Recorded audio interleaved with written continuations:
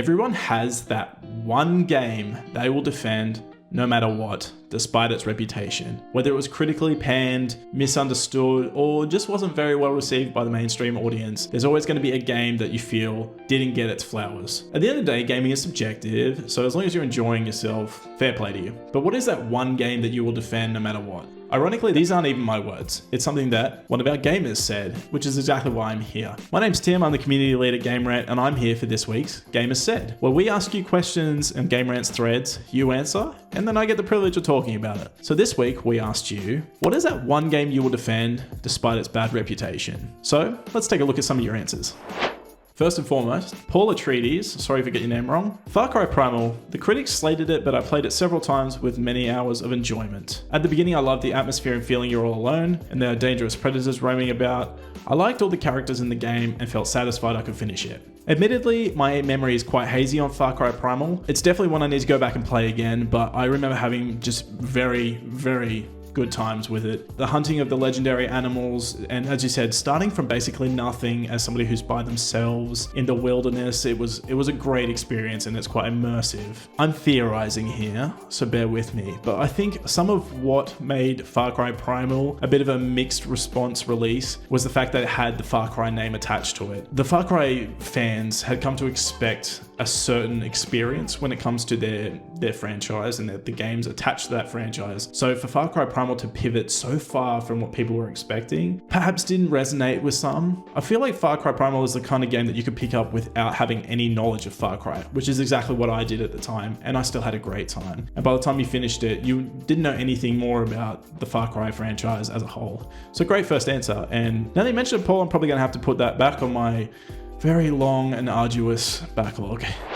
Second one I'm going to pick up is Mike, who mentioned Marvel's Midnight Suns. I, much like a lot of people out there, I'm a big fan of Marvel, so I'll pick up anything with the Marvel name attached to it. I'm not usually somebody who will pick up a turn-based combat game, but I was adamant that I needed to try it because it looked great. Even just the key art on it was great, the trailers looked good, and when I got into it, I wasn't disappointed. The gameplay was quite easy to digest and easy to get into, and I think it was clever of Marvel to do what they're doing now with Marvel Rivals and give us some characters that the mainstream audience won't be familiar with. Of course, you're always going to get your Iron Mans and your Captain Americas, but giving us some of the other guys in there like Magic, for example, it was great to see a different face with some new abilities and kind of open up our understanding of just how broad of a roster Marvel has. So terrific answer, terrific game. Probably another one I need to put back on my backlog.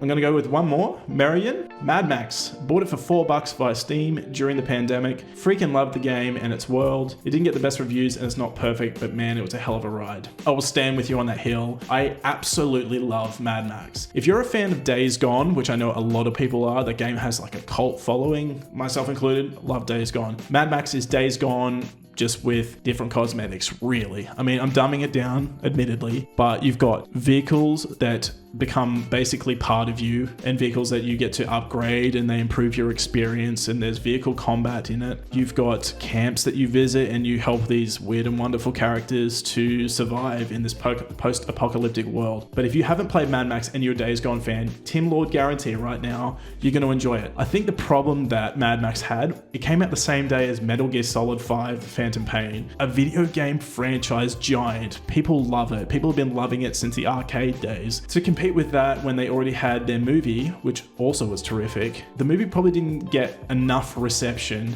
to give this game enough hype. Terrific answer. Mad Max is an excellent game. It's 10 years old this year and I still think it stands up. So if you haven't tried it yet, go and check it out.